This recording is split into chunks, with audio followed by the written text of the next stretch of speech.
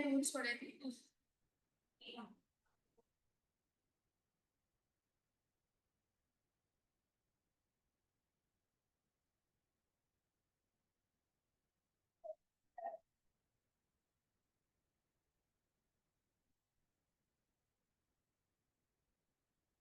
तो हमने फर्स्ट पर रूल ये पढ़ा था ऑक्सीडेशन स्टेट से रिलेटेड।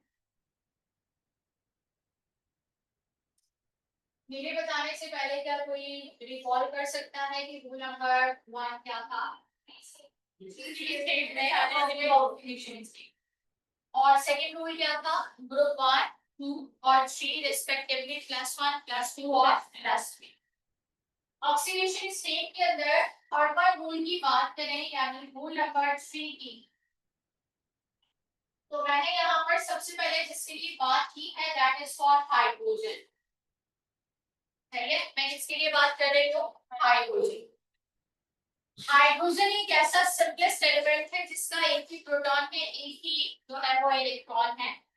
लेकिन हमारे पास ये जो हाइड्रोजन है ये अगर मेटल के साथ है तो अपनी नेचर बदल देता है, और ऑब्वियसली नॉन मेटल के साथ, जब ये मेटल के साथ होता है तो नेगेटिव चार्ज कैरी करता है, और जब ये नॉन मेटल के साथ होता है तो कौन सा चार्ज कैरी करता है? पॉजिटिव। ये किस चार्ज की बात हो रही है? मैं अगर इस चार्ज को ऐसे रिप्रेजेंट कर दूं दैट इज H पॉजिटिव, और यहाँ पर रिप्रेजेंट कर दूं H नेगेटिव, तो शायद आपको ये बात याद रह जाए। इसका मतलब मेटल के साथ हाइड्रोजन जब भी मौजूद होगा उसका नाम हमेशा एक ही पैटर्न पे रहेगा, और वो पैटर्न क्या है? हाइड्राइड। हम यहाँ पर हाइड्रोजन से रिलेटेड यही बातें सीखते हैं कि अगर मैंने आपके सामने लिख दिया CaH2 फर्स्ट वन एग्जाम्पल, और मैं आपसे कहूँ बताओ यहाँ हाइड्रोजन पर चार्ज क्या होगा, तो अगर आप हाइड्रोजन को नहीं भी जानते हैं ना तो आप कैल्शियम को जानते हैं, और आपने पिछले रूल में ये पढ़ा कि कैल्शियम किसका मेंबर है? ग्रुप 2, और उसके ऊपर चार्ज क्या होगा? +2।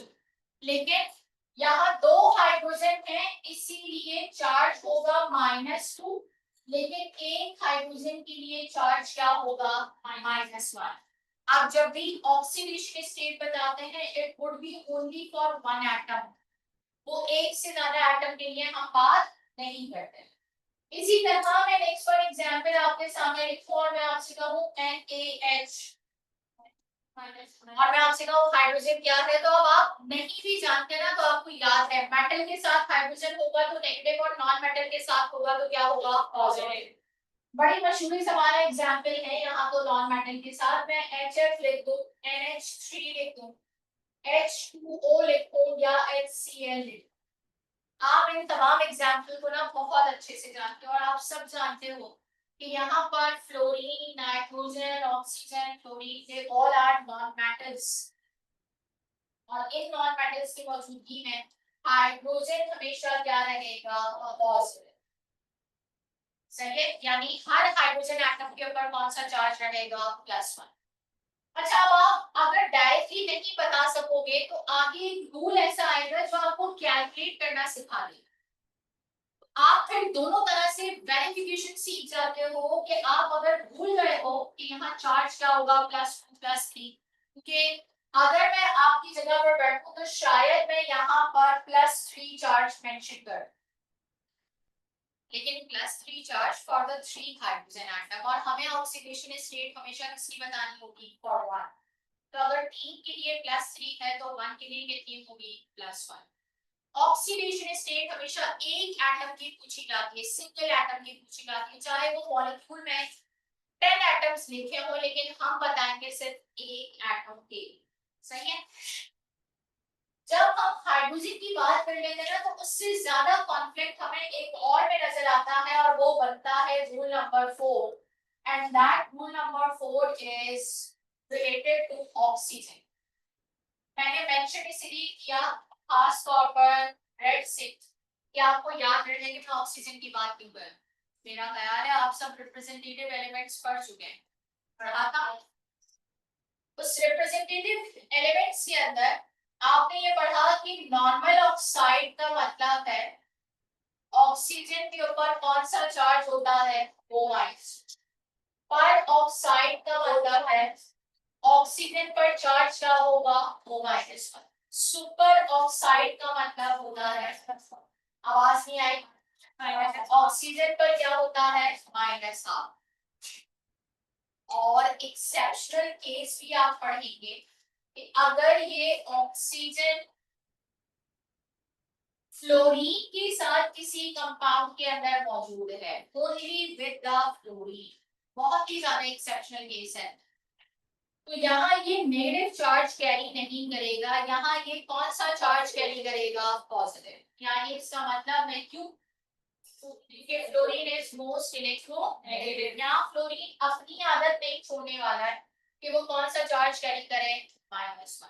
मैं आपसे कहूँ बताओ यहाँ ऑक्सीजन का चार्ज क्या होगा, आप कहेंगे 2 ऑक्सीजन है तो क्या होगा, +2। एक ऑक्सीजन के लिए क्या चार्ज होगा, +1। तो आपने देखा ऑक्सीजन सबसे ज्यादा नॉर्मल ऑक्साइड है, लेकिन पर सुपर एक्सेप्शनल केस में वो प्लस चार्ज भी कैरी करता है। हम डायरेक्ट प्रेडिक्ट नहीं कर सकते, तो फिर हम और क्या कर सकते हैं, उस तक बात ले जाने के लिए एक छोटी सी बात आपको हैलोजन से रिलेटेड बता दूं, फिर उसके बाद कैलकुलेशन सिखाऊंगी। क्या आप सब हैलोजन जानते हैं, इसका मतलब क्या होता है, सॉल्ट वाटर्स। ये तो इसलिए पूछा कि हैलोजन के नाम का मतलब है, इसमें कितने एलिमेंट्स हैं जिनको हम कॉमन नहीं जानते, कौन कौन से, और आप इन सब से रिलेटेड इसका ऑक्सीडेशन नंबर क्या जानते हैं, -1। हर हाल में ये क्या है, -1। लेकिन इसके एक्सेप्शनल केसेस भी हैं, और वो एक्सेप्शनल केसेस +1, +3, +5, +7, 0, हर तरह की ऑक्सीडेशन स्टेट के अंदर नजर आ सकता है। कब, कहाँ, कैसे, वो हम करते हैं कैलकुलेट। लेकिन इसका मतलब आप ये जरूर देखते हैं कि हर एलिमेंट का ना कोई एक्सेप्शनल केस है। एक सीधी बात नहीं है, हाइड्रोजन है तो ड्युअलिटी रखता है, देखना पड़ेगा मेटल के साथ या नॉन मेटल। ऑक्सीजन है तो देखना पड़ेगा कौन सा ऑक्साइड बना रहा है। हो सकता है आप में से कुछ बच्चों को ना रिप्रेजेंटेटिव एलिमेंट्स याद करते करते या सेकेंड ईयर में जब आप लोग लिथियम और पोटेशियम और सोडियम पोटेशियम मैग्नीशियम इनके ना ऑक्सीजन के साथ रिएक्शन बकायदा याद करते हैं। हो सकता है आप में से वहां पे किसी को याद है क्या, वो ट्रिक याद है गई हो, कौन नॉर्मल ऑक्साइड बनाता है, कौन सब ऑक्साइड बनाता है, कौन सुपर ऑक्साइड बनाता है। अगर वो याद नहीं भी है तब भी हम यहाँ इसे कैलकुलेट करेंगे, लेकिन आपको ये जरूर रियलाइज करना है कि ऑक्सीडेशन स्टेट को हमें फाइंड आउट करना है हर हाल। बस फर्क इतना है, डायरेक्ट में आंसर जल्दी मार्क हो जाएगा और कैलकुलेट करने में आपको आंसर के लिए एडजस्टमेंट करनी पड़ेगी, यानी आपको रफ वर्क करना पड़ेगा। लेकिन इंशाल्लाह प्रैक्टिस से ना आप लोग इस चीज को कर लेते हो इम्प्रूव। जो मेरा रूल नंबर 6 है ना, एक्चुअली पूरे रूल्स में वो सबसे ज्यादा इम्पोर्टेंट है। सारे रूल्स इसके ऊपर डिपेंडेंट है, यानी अगर सारे रूल्स इसके ऊपर डिपेंडेंट है तो कैसे। इस रूल नंबर 6 के अंदर मैं सिर्फ एक लाइन लिखूंगी और वो ये है न्यूट्रल मॉलिक्यूल्स। इसका मतलब क्या है न्यूट्रल मॉलिक्यूल्स, जिस पर कोई चार्ज। न्यूट्रल मॉलिक्यूल्स में क्या होगा, sum of oxidation number must be equal to 0। Molecule में कोई पॉजिटिव है कोई नेगेटिव है, लेकिन उसका सम हमेशा किसके बराबर आएगा, 0। मुझे सम नहीं निकालना है, मुझे तो इसमें बहुत आसानी के लिए कि हर मॉलिक्यूल का आंसर, न्यूट्रल मॉलिक्यूल का आंसर क्या होना चाहिए, 0। चले देखते हैं, आपको इस पर डाउट था ना कि ऑक्सीजन यहाँ पर प्लस कैसे है, कैलकुलेट करते हैं। मैंने लिखा OF2, मैंने लिखा O plus F equals to 0, क्योंकि मुझे पता है न्यूट्रल मॉलिक्यूल है तो उसका सम ऑफ ऑक्सीडेशन नंबर क्या आना चाहिए, 0। इसमें से मुझे ऑक्सीजन फाइंड आउट करना है। ऑक्सीजन अपनी जगह पर है 2 और मैंने फ्लोरीन की जगह क्या रखा, -1। मैंने लिखा इक्वल्स टू 0, यहाँ क्या बना, -2। इसका मतलब है ऑपोजिट डायरेक्शन में जाने के लिए क्या हो जाएगा। आपने दोनों मॉलिक्यूल की नेचर चेक की है। एक जगह पे मैंने लिखा है FO2 और दूसरी जगह पर मैंने क्या लिखा है OF2। मॉलिक्यूल चाहे कोई भी आ जाए लेकिन आपको उसे कैलकुलेट करना आना चाहिए, यानी ऑक्सीजन +1 भी हो सकता है और +2। इसका मतलब आप इस तरह कैलकुलेट कर सकते हैं। कोई आपसे ये कहे कि अच्छा ये बताओ कि FnO4 के अंदर मैंगनीज की ऑक्सीडेशन स्टेट क्या हो, और ऐसे सवाल बहुत आए। चलिए मैंने यहाँ पे क्या किया, जो बच्चे डायरेक्ट नहीं समझ रहे हैं ना, पहले उनके लिए बात करती हूँ कि अगर वो मुझ जैसे पढ़ने वाले हैं तो यकीनन वो डायरेक्ट सॉल्व नहीं कर सकते, मुझसे डायरेक्ट सॉल्व नहीं होता। सही है, जब तक कि मैं चाहे की स्पीड कितनी तेज क्यों ना हो लेकिन लिख के सॉल्व कर दूं। +1 मैंगनीज मेरे लिए अननोन था और ऑक्सीजन क्या होगा, ठीक है। अगर ऑक्सीजन पूछेंगे तो डाउटफुल फिर ऑक्सीजन है, यानी वो -2 नहीं है, फिर वो कुछ और है। लेकिन अगर कहीं पर ऑक्सीजन नहीं पूछ रहे हैं तो इसका मतलब है वहां पर ऑक्सीजन खुद क्या है, -2। उसके बाद क्या ख्याल है, बहुत आसानी में नहीं भी लिखूं तो मैं यहाँ पर अपनी दिमागी कैलकुलेशन कर सकती हूँ। -8 +1 -7 +7। इसका मतलब मैग्नीज की ऑक्सीडेशन स्टेट क्या है, +7। ये है इसका की पॉइंट। दुनिया का कोई मॉलिक्यूल आ जाए ना और उसमें किसी एटम की ऑक्सीडेशन स्टेट पूछी जाए तो मेरा ख्याल है आप आराम से उसे कैलकुलेट कर सकते हैं। नोट डाउन करें, मैं आपको मॉलिक्यूल दूंगी और फिर हम उसे सॉल्व करेंगे। क्विकली कीजिएगा।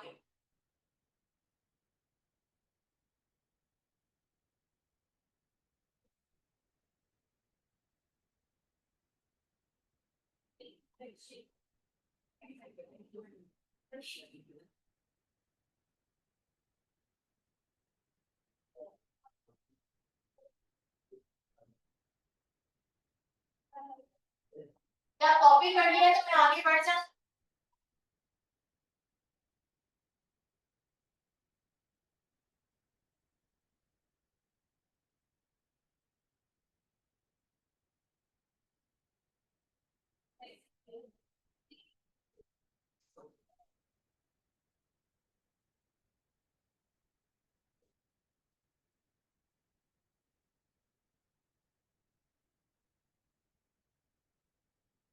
चलिए कुछ डिफरेंट मॉलिक्यूल्स देखते हैं। Na2S2O3 सल्फर की ऑक्सीडेशन स्टेट फाइंड आउट करके बताएं। K2Cr2O7 क्रोमियम की ऑक्सीडेशन स्टेट फाइंड आउट करके बताएं। कार्बन डाइऑक्साइड में कार्बन की ऑक्सीडेशन स्टेट फाइंड आउट करके बताएं। ये काम आप सबने क्विकली करना। ये शॉर्ट है।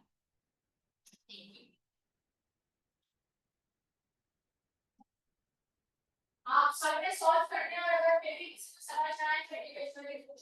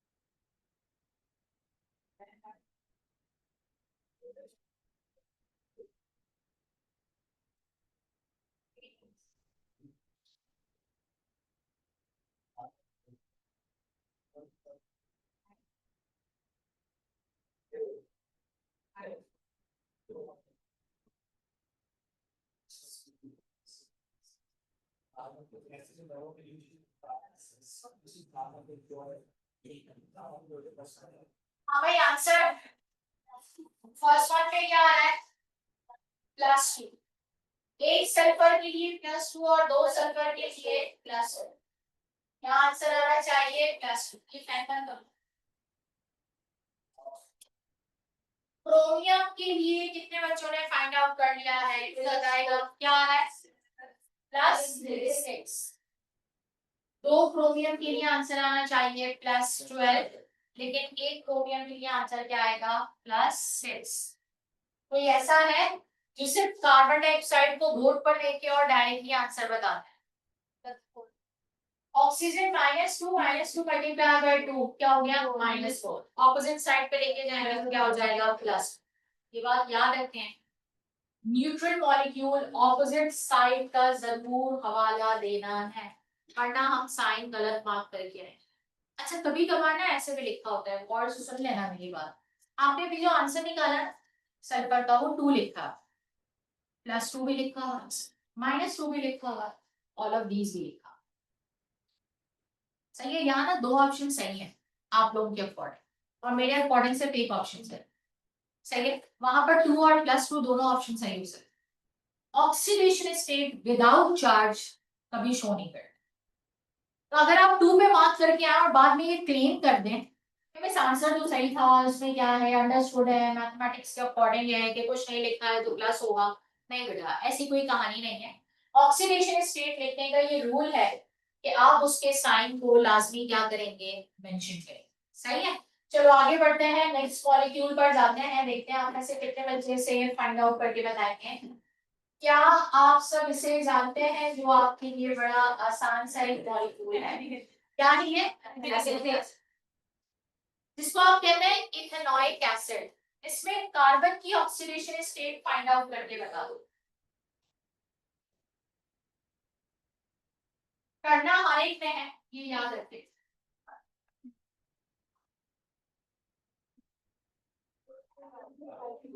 इसमें कार्बन की ऑक्सीडेशन स्टेट फाइंड आउट करते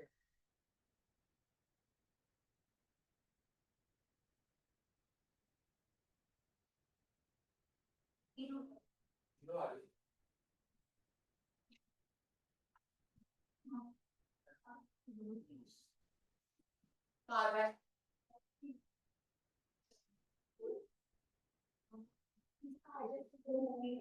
क्या आ रहा है, कार्बन 2 है तो एक कार्बन के लिए क्या है -3 +3 0 +1 प्लस क्या आ रहा है 0 कैसे आ रहा है।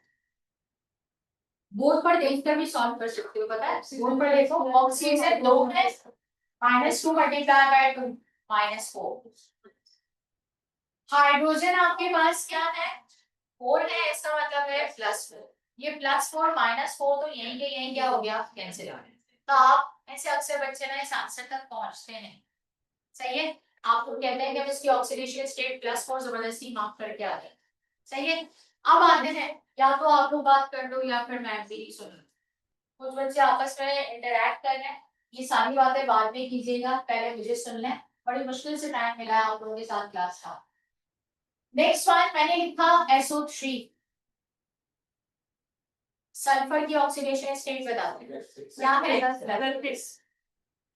मैंने यहाँ पर लिखा Cr2O3, बताओ क्रोमियम की ऑक्सीडेशन स्टेट क्या है। क्या आएगी, बाकी लोगों को भी इन्वॉल्व होना है, ये नहीं कि जो बच्चे जवाब दे रहे हैं उनकी बेसिस पर अपना काम चला लें। -2 मल्टीप्लाई बाय 3 क्या होगा -6, दूसरी साइड पे जाके क्या हो जाएगा +6, 2 से डिवाइड करेंगे तो क्या आएगा +3। आप डायरेक्टली आंसर निकालने के काबिल होना चाहिए। नेक्स्ट मैंने यहाँ पे लिखा SCl2, बल्कि ऐसे भी नहीं लिखा, बड़ा अच्छा लगता है ना आप लोगों को थायोनाइल क्लोराइड, है ना, इसका रिएक्शन बहुत आसान है कार्बोक्सिलिक के साथ। पूछ तो लें किसके लिए, पूछ तो लें किसके लिए, ये किसके लिए ऑक्सीजन, ऑक्सीजन की ऑक्सीडेशन स्टेट है।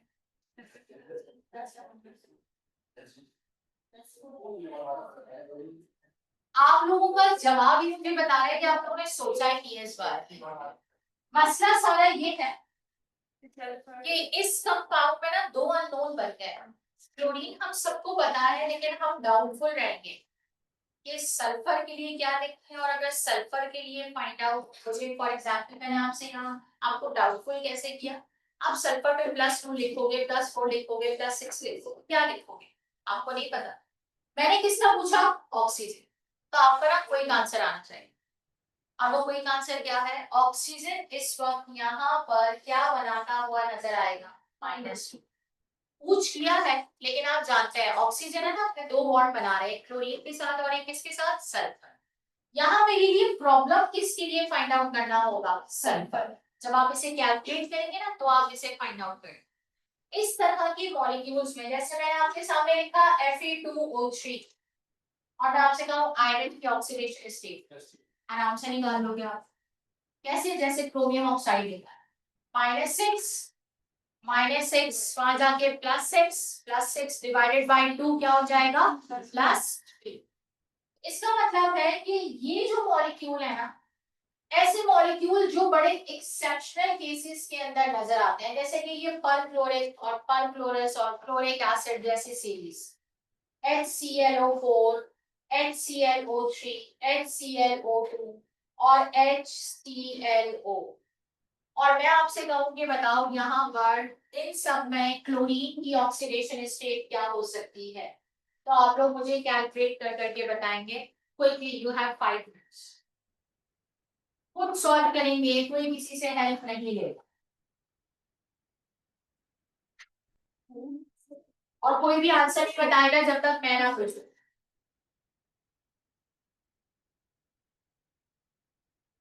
ताकि वो स्टूडेंट हेसिटेट ना हो जो क्विकली रिकॉर्ड नहीं करवा सकते आंसर। ओके।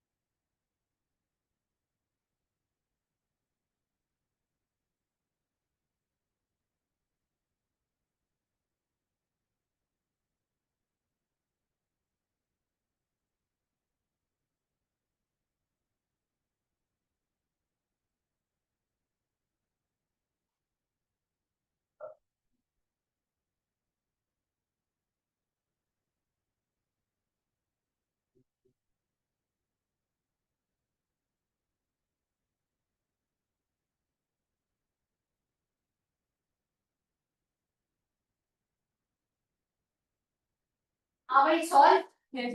अब बताइए, first one plus second plus 5, third 3 और लास्ट वन +1। सही है। ये परक्लोरिक एसिड में एक्सेप्शनल केस है हैलोजेंस का।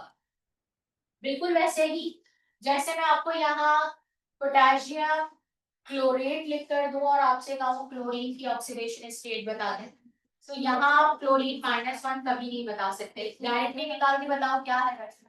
-6 + 1 -5 equals to +1।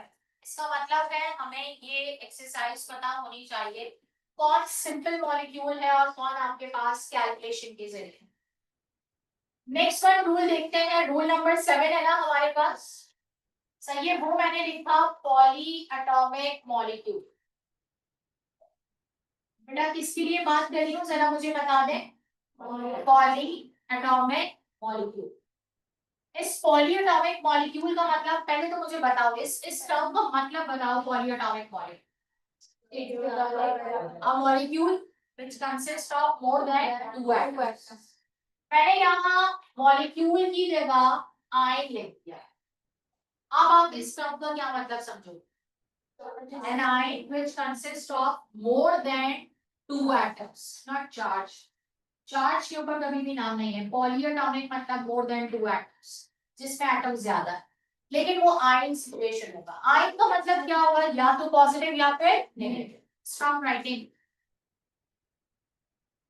Some of oxidation number equals to charge.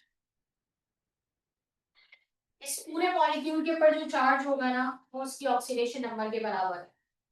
पहला जो मैं आपको यहाँ पर एग्जाम्पल के तौर पर, एक ही कैटाइन है जो पॉलीएटॉमिक आयन के तौर पे नजर आता है, एक ही कैटाइन है।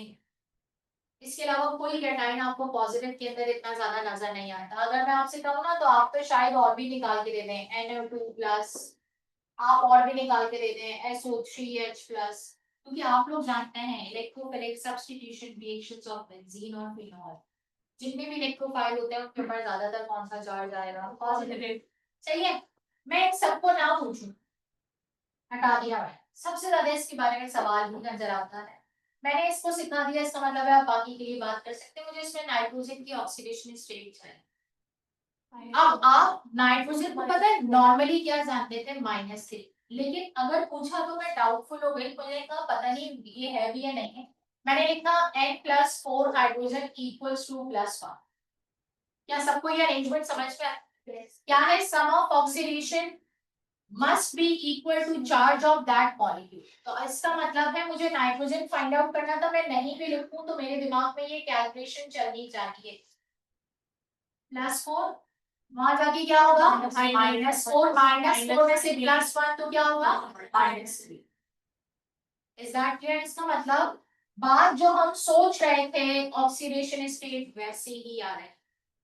इसी तरह मैं नाइट्रोजन की ऑक्सीडेशन स्टेट इन NO2 पूछ लूं तो आपके पास यहाँ NO2 के लिए नाइट्रोजन की ऑक्सीडेशन स्टेट आप आराम से निकाल सकते हैं। मैंने लिखा यहाँ, इसको अरेंज किया, N+2 oxygen equals to +1।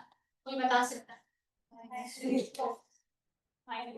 -2 multiply by 2 -4। सही कहा? -4 वहां जाके क्या हो जाएगा? +4। इसका मतलब +4 और +1 क्या हो जाएगा? क्या ये बात सबको समझ आई? दोबारा लिख लेते हैं। ऑक्सीजन क्या था? -2 मल्टीप्लाई बाय 2 क्या हो गया? -4। -4 वहां जाके क्या हो जाएगा? +4। इसमें आप लोग पता है क्या गलती करेंगे?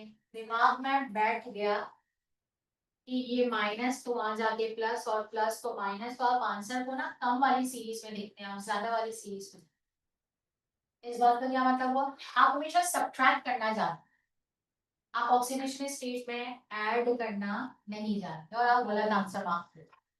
तो -4 वहां जाके +4 और +4 का मतलब इस वक्त नाइट्रोजन कौन सी ऑक्सीडेशन स्टेट में है? +5। देखिए आपके सामने है नाइट्रोजन, अमोनियम है तो -3, नाइट्रो ग्रुप में या नाइट्रिक एसिड में कहीं पर नजर आएगा तो यकीनन उसकी ऑक्सीडेशन स्टेट चेंज है। ये नाइट्रो ग्रुप आपने इलेक्ट्रोफाइल बनाने के लिए किससे ड्राइव किया था? आपको याद दिला देती हूँ, आपने किससे ड्राइव किया था? HN। आप यहाँ पे इसकी ऑक्सीडेशन स्टेट चेक करके बताएं क्या +5 है? यस। यहाँ नाइट्रोजन की ऑक्सीडेशन स्टेट क्या +5 है? ऑक्सीजन क्या था? -3 सॉरी -2 मल्टीप्लाई बाय 3 -6 +1 सही है। वहां जाके क्या होगा? +5। क्या यहाँ तक बात समझ में आई? इसका मतलब नाइट्रिक एसिड से नाइट्रो बनने तक कोई नाइट्रोजन की नेचर चेंज नहीं हुई थी, सिर्फ वो बन गया था क्या? इलेक्ट्रोफाइल। इसका सवाल कैसे बनता है वो है हमारे लिए इम्पोर्टेंट, लेकिन मैंने क्योंकि अभी सिर्फ कैटाइन की एग्जांपल दी ना, अब आते हैं एनाइन। एनाइन में जो सबसे पहले मैं एनाइन की बात करूंगी वो है एक ग्रुप, और उस ग्रुप को आप लोग जानते हैं सल्फेट के नाम से। बड़ा मशहूर जमाना एक एनाइन है, बहुत सारे कंपाउंड में हॉल नजर आता है, इसमें सल्फर की ऑक्सीडेशन स्टेट। कोशिश करते हैं लिख के ना करें, सही है। जब हम भी यहाँ तक पहुंचे थे तो हमारे भी टीचर ने हमें ऐसे ही समझाया कि दिमाग में सॉल्व करो क्या हो रहा है। ये -2 ऑक्सीजन के लिए तो नहीं है, ये बात हमें याद रखना है। ये -2 पूरे मॉलिक्यूल का चार्ज, ये तो -2 दूसरी साइड पे है। -2 मल्टीप्लाई बाय 4 क्या हो गया? -8। -8 दूसरी साइड पे जाएगा +8 -2 सच जवाब देना है, झूठ नहीं बोलना है। कितने बच्चे डायरेक्ट कैलकुलेशन कर पा रहे हैं? Raise one. ओके। और अब आते हैं, इसका मतलब है कि कुछ बच्चे लिखकर सॉल्व करना चाहते हैं और मैंने उनके लिए अरेंजमेंट की। सही है आपके साथ 4 और ऑक्सीजन यहाँ पे क्या आएगा? -2। अब शायद आपके दिमाग में और क्लियर हो जाए, क्या हो जाएगा? -8 वहां जाके क्या हो जाएगा? +8 +8 -2 क्या हो जाएगा? +6। कितने बच्चे लिख के भी सही कैलकुलेट कर पा रहे हैं? Raise your hand. कितने बच्चों का आंसर 100% सही बैठता है जो वो लिख के सॉल्व करते हैं? सच बताना है, झूठ नहीं बोलना, मेजॉरिटी। और यही कंफर्मेशन लेने का एक अच्छा तरीका है। सही है, जब जल्दी जल्दी आप अपनी वैल्यूज को अरेंज करें और उसे जो है वो शिफ्ट करें और अपने आंसर को क्या कर लें, वेरीफाई। क्या आप मुझे इसमें मैग्नीज की ऑक्सीडेशन स्टेट बोर्ड पर लेके आप मुझे बताएं, क्या बता सकें? क्या आ रही है? कैसे आ रही है +7? मुझे समझा दो आप।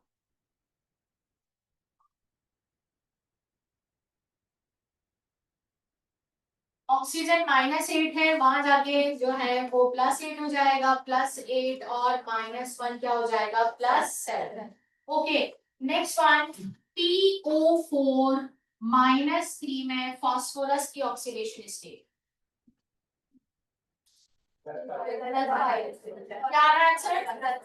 -2 मल्टीप्लाई बाय 4 -8, -8 दूसरी तरफ साइड पे जाएगा, +8 -3 +5। इसका मतलब यहाँ है फास्फोरस +5, इसका मतलब यहाँ है मैग्नीज +7। क्या यहाँ तक बात समझ में आती है? सही है। अब आते हैं, एक मॉलिक्यूल है ना, क्योंकि वो मेरे दिमाग में चल रहा है तो मैं उसको हर तरह से आपके सामने जरूर लाऊंगी। और ये बना एसिटेट है ना। अभी आपने थोड़ी देर पहले इसका एसिटिक एसिड सॉल्व किया था और अब मैं आपसे क्या सॉल्व करवा रही हूँ, एसिड। मुझे इसके अंदर कार्बन की ऑक्सीडेशन स्टेट फाइंड आउट करना, लिख के करना है, 1 मिनट ले लें मुझसे, आराम से कर। You have 1 minute.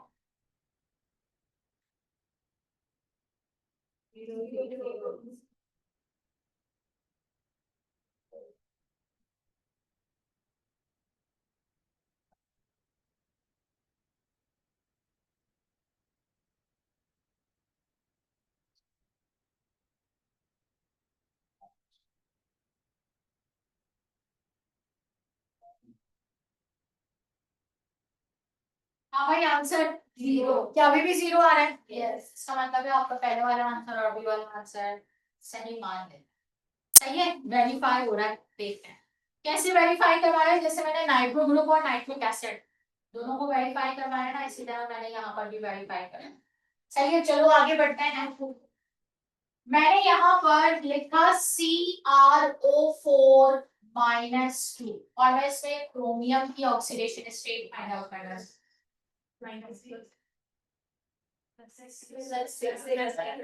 क्या है? +6। ओके, क्या यहाँ तक आपको ये बात रिकॉल हो गई कि ऑक्सीडेशन स्टेट कैसे फाइंड आउट करें? रूल नंबर 1, फ्री स्टेट में 0। Rule number 2, group 1 group 2 group 3 +1 +2 +3। Rule number 3, hydrogen metal के साथ है तो माइनस, नॉन मेटल के साथ है तो प्लस। मेरे साथ मिलकर रिवाइज कर लें, ये मैं अपने लिए रिवाइज नहीं कर रही। फिर ऑक्सीजन, ऑक्सीजन नॉर्मली क्या है, -2। लेकिन अगर कहीं पर डाउटफुल हो तो फौरन कैलकुलेट कर लो। जैसे मैं कहूँ H2O2 में ऑक्सीजन की ऑक्सीडेशन स्टेट बता दो, ध्यान से। मैंने किसको पूछा है? ऑक्सीजन, यानी मैंने आपको एक क्लू दे दिया। हो सकता है ऑक्सीजन -2 ना। आपने हाइड्रोजन के साथ कौन सा चार्ज लगाया, पहले तो ये बता दो। प्लस लगाया, क्योंकि ऑक्सीजन क्या है, नॉन है। +2 इक्वल्स टू 0 था, +2 दूसरी साइड पे जाके क्या हो जाएगा, -2। यानी आपने लिखा 2H + 2 ऑक्सीजन इक्वल्स टू 0। यहाँ लिखा +1 और यहाँ लिखा आपके पास +2 ऑक्सीजन। मुझे नहीं पता आंसर क्या आना है। ये +2 वहां जाके क्या हो जाएगा, माइनस। और मुझे एक ऑक्सीजन के लिए फाइंड आउट करना है तो आंसर क्या आ रहा है, माइनस। सीधी कहा था कैलकुलेशन आ जाए ना, फिर तो कोई भी मॉलिक्यूल या आयन आ जाए, आप आराम से अपना आंसर क्या करते हैं, वेरीफाई करते हैं। सही। अब आते हैं, फिर उसके बाद ऑक्सीजन जब हमने पढ़ लिया तो हमने एक ग्रुप के बारे में पढ़ा है, that particular group is related to halogens. इसके बारे में बात कर रही हूँ, जरा बता दीजिए। हेलोजेंस, जब मैं हेलोजेंस के बारे में बात कर रही हूँ तो इसका मतलब है, बहुत आसान सी बात है कि वहां पर ज्यादातर क्या है, -1। एक्सेप्शनल केस होगा तो हम फाइंड आउट कर लेंगे, यानी वहां पर आपको ये देखना पड़ेगा कि कौन कौन से हेलोजन चेंज हो सकते हैं, लेकिन एन अनलाइन हेलोजन ही होगा जिसको फाइंड आउट करना। फिर आए दो इंपॉर्टेंट रूल पर। एक था neutral molecule sum of oxidation number must be equal to 0, और एक था पॉलीएटॉमिक आयन, यानी जितने भी एटम्स होंगे उन सबका ऑक्सीडेशन नंबर किसके बराबर होना चाहिए, 14। ये हमारा कंसेप्ट है। सवाल कैसे बनता है और कैसे आ चुका है, कोशिश करते हैं कि हम उसे सॉल्व करें। लिखें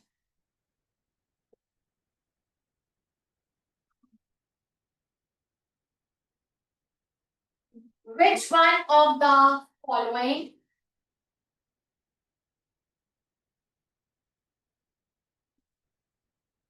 which one of the following has least oxidation state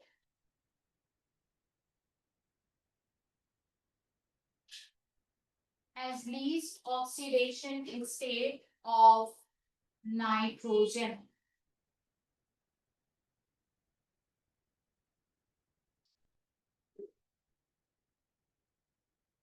Part A N2O5,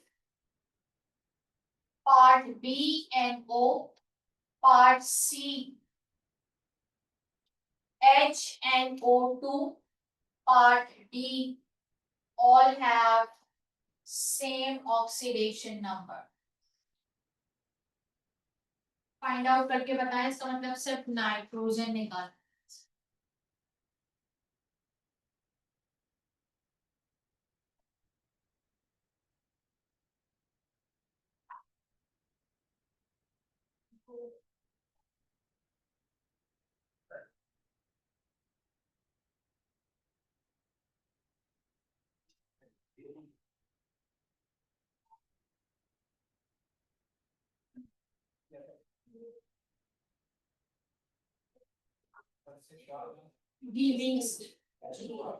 first one में नाइट्रोजन की ऑक्सीडेशन स्टेट क्या है, +5।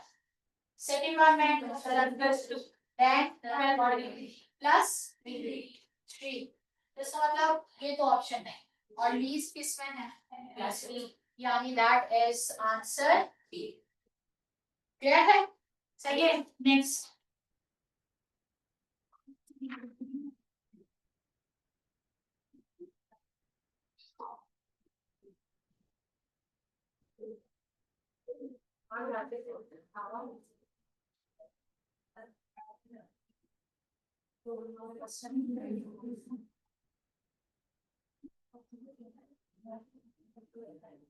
देखिए, which one of the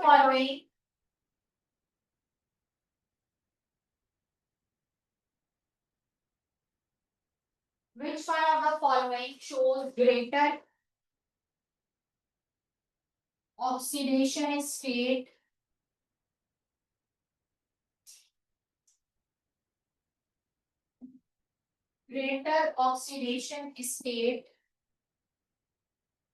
of sulfur?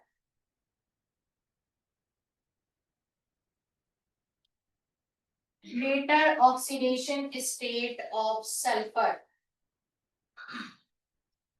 First one H2SO4, second one FeSO4, third one SO3, fourth one H2S2O7. इनमें से किस में sulphur की ऑक्सीडेशन स्टेट ज्यादा?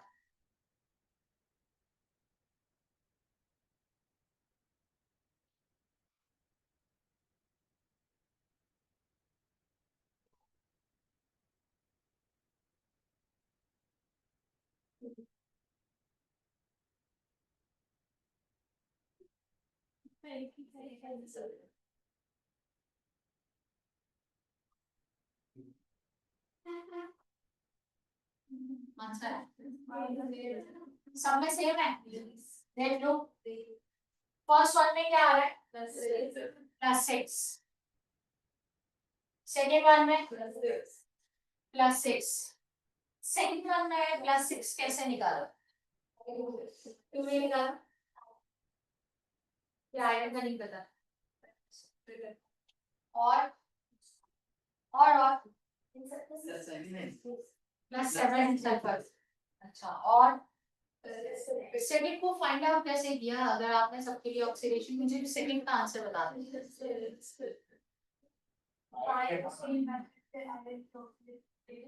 क्या है? प्लस, इसका मतलब है आपने ये मान लिया कि सल्फेट में से हमें कभी बता दिया था -2, तो इसका मतलब आयरन क्या होगा? प्लस। आप इसे भी रखकर निकालेंगे ना तो आंसर हमेशा क्या आएगा? +6। और एक ट्रिक है, सल्फेट कहीं पर भी होगा, सल्फर की ऑक्सीडेशन स्टेट हमेशा क्या होगी? +6। अभी निकाली थी ना आपने सल्फेट आयन की, सल्फेट SO4 कहीं पर भी होगा, ज्यादातर उसकी ऑक्सीडेशन स्टेट के आने के चांसेस होते हैं +6। अच्छा, थर्ड वन में बताओ, सल्फर की ऑक्सीडेशन स्टेट +6 और H2SO7 में सल्फर की ऑक्सीडेशन स्टेट क्या है? +6 आप लोगों ने कहा, -14 +2 -12, दूसरी साइड पे जाके +12 डिवाइडेड बाय 2 इक्वल्स टू +6। किसी में भी ग्रेटर नहीं है। तो अगर ये सवाल आ जाए एग्जाम में तो आप किस पर मार्क करके आए? नहीं नहीं, अब तो टेक्निकली डील करना है ना, तो आप मुझे बताएं इसमें से किस पर मार्क करके आए? किसी पर भी नहीं, ब्लैंक छोड़ के आ जाएंगे, किसी पर भी कर देंगे। ये सवाल आपके एग्जाम में आ गया, आप मुझे बता दो क्या डील करोगे? कैंसिल हो जाएगा क्वेश्चन। ऐसा तो कभी एमडी कैट वालों को प्रॉब्लम हो जाएगी, बहुत अच्छे अल्फाज निकल जाते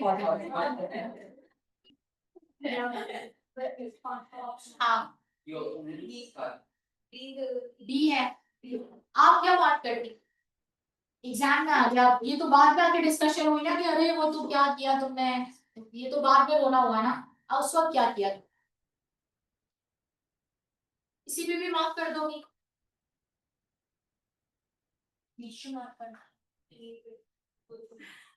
मतलब अगले साल तक किसी पे भी मार्क कर दो, आप भी किसी पे भी मार्क कर दे, डी पे मार्क कर दे आप। हाँ,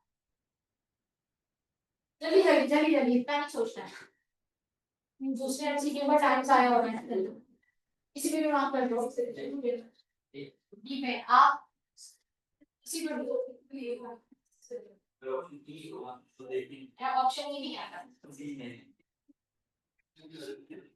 किसी पे भी कर दो आप। ऐसा कोई एमसीक्यू जिसका आंसर आपके आंसर शीट के अंदर नहीं होता, उसके आंसर को ना मार्क करना बेहतर होता है। सुनाई दे? जिसका ऑप्शन में आंसर नहीं होता उसका आंसर आप कोई मार्क ना करें, क्योंकि अगर आपने वो आंसर मार्क कर दिया तो इसका मतलब है कि आप उस आंसर के साथ जो आपने मार्क किया आपने उसी को ही सही मान लिया। समझ आ रही है? इसका मतलब अगर आप डी मार्क करते हो ना तो आपने ये बताया एग्जामिनर को डी मार्क करके कि इसमें ज्यादा है बाकी सब में कम है। आपने बी मार्क किया तो आपने बताया कि बी में ज्यादा है बाकी सब में क्या थी? कम। लेकिन अगर ऐसा कोई क्वेश्चन आता है ना तो रोना तो बात का अलग होता है पेपर से बाहर आने के बाद, लेकिन उस वक्त हमारी ये डीलिंग होनी चाहिए। आपको ये लगता है, अब ऐसा नहीं कि आपको लगता है, आपको तो हर क्वेश्चन पे लगेगा सही है कि इसका आंसर ही नहीं। हाँ, मिस ने बोला था छोड़ के आ जाइए, आपको तो हर क्वेश्चन, ये तो कैलकुलेशन प्रूफ करनी है ना कि यहाँ पर ऐसा है। तो अगर इतनी संगीन सूरत हाल के साथ क्वेश्चन और आता है, ये सवाल आया है, मैंने ऐसे ही ऑप्शन भी बनाया, तो आपकी सूरत हाल ये होती है कि आप उस ऑप्शन को मार्क ना करें, आप ऐसे ही छोड़ दें, क्योंकि जब इसके लिए बाकायदा ई मार्किंग या चेकिंग जो कुछ भी आपके पास फाइनलाइज होता है उसमें डिसाइड कर लिया जाता है कि ऑप्शन नहीं था, इसके लिए सबको +1 बनता है। समझ आ गई? मेरी कोशिश होती है मॉक में ना कोई एक आध सवाल ऐसा रख दो, मॉक में, अभी नहीं, मॉक में कोई एक आध सवाल ऐसा रखो ताकि आपकी ना यहाँ पर भी प्रैक्टिस हो, आप यहाँ पे ही रोना शुरू करें कि ये तो सवाल ऐसा था, इसका आंसर ऐसा होना चाहिए था। बारों में तो आप लोग होते हैं, लेकिन अब मैं चाहती हूँ कि हिस्ट्री में भी थोड़ा रो, ठीक है? तो बहरहाल इस तरह के क्वेश्चंस पे ना हमें क्या करना है, हमें स्किप कर देना है, हम अपना आंसर मार्क करके नहीं आएंगे खुदारा, लेकिन कंफर्मेशन के बाद। चलिए, जब तक आप ये प्रूव ना कर लें कैलकुलेशन में कि यस ये बात बड़ी ऑथेंटिक, सही है। ये हो गई पहली बात। आगे बढ़ते हैं। मुझे बताओ इलेक्ट्रोलिसिस क्या होता है। मेरा ये ऑक्सीडेशन नंबर का काम खत्म हो गया। इलेक्ट्रोलिसिस,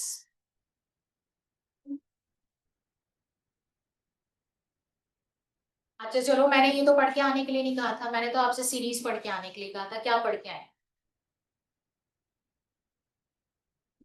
क्योंकि ये तो बड़ा शुरू दिन से पहले क्लास से ना ठप्पा लगा हुआ है तुम लोगों के साथ। मैंने जिस दिन तुम लोगों को बड़ा स्ट्रॉन्ग कुछ याद करने के लिए दिया ना, उसका जब रिस्पॉन्स लेने की बारी आती है उस दिन मेरी क्लास नहीं। ये तो मैंने 100% दे दिया है। कल भी मेरी क्लास पता नहीं होते होते कहाँ उड़ गई थी, सही है, समझ नहीं आया था कि वो क्या हुआ। लेकिन क्या पढ़ के आई इलेक्ट्रोकेमिकल सीरीज?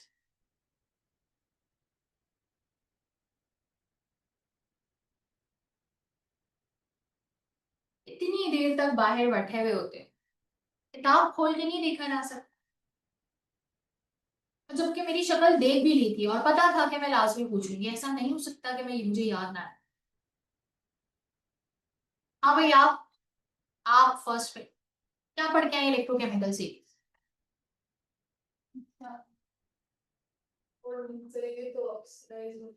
ये तो मैंने उसी दिन बता दिया। आपको पॉइंट्स पढ़ के आने के लिए कहा था, वहां पे इलेक्ट्रोकेमिकल सीरीज के 3 से 4 पॉइंट्स लिखे थे, मैंने आपसे कहा था कि वो पढ़ के आएंगे। वो की नहीं बोली तो फिर कहाँ है वो पॉइंट्स?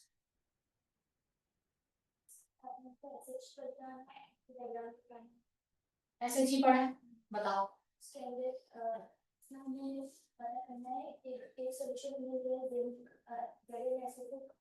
और एक हमने लिया है कॉपर का, कॉपर, और उन दोनों को हमने ये गैल्वानिक सेल बता। मैंने एसएचजी स्टैंडर्ड हाइड्रोजन इलेक्ट्रोड पढ़ के आया। ये आप मुझे कॉपर जिंक गैल्वानिक सेल बता, जिसमें बीच में सॉल्ट ब्रिज आएगा, फिर वो आयनाइज होगा, तो एक कैथोड है तो एक एनोड है। ये चाहिए मुझे, ये तो पढ़ना ही नहीं था। आप एसएचजी प्लेटिनम की रॉड है और मरकरी है और